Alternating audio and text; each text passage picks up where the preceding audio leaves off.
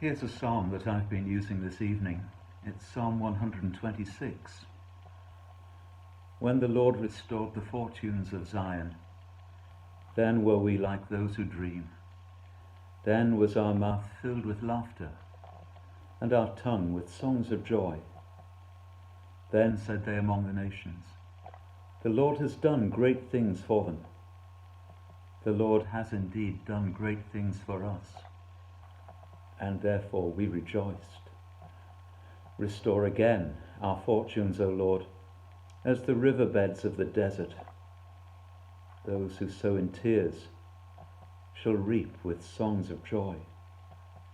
Those who go out weeping, bearing the seed, will come back with shouts of joy, bearing their sheaves with them.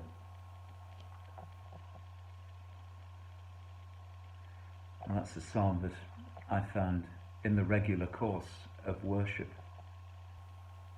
But it may speak to us in our present situation. When the Lord restored the fortunes of Zion. This is one of the so-called Psalms of Ascent, psalms that would have been sung as the people of Israel went up to worship at the temple in Jerusalem.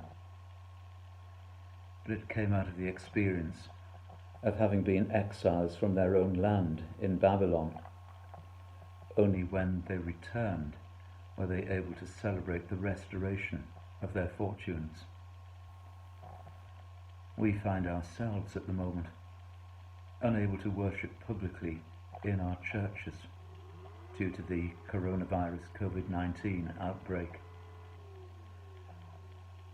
These are unprecedented days, a time, you might almost say, of calamity, and we don't know how the days will unfold.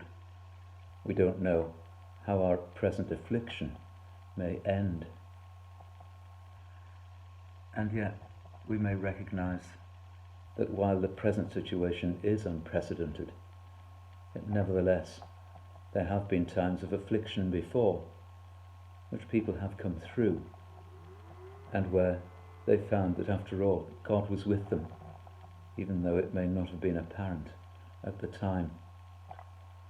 Those who go out weeping, bearing the seed, will come back with shouts of joy, bearing their sheaves with them.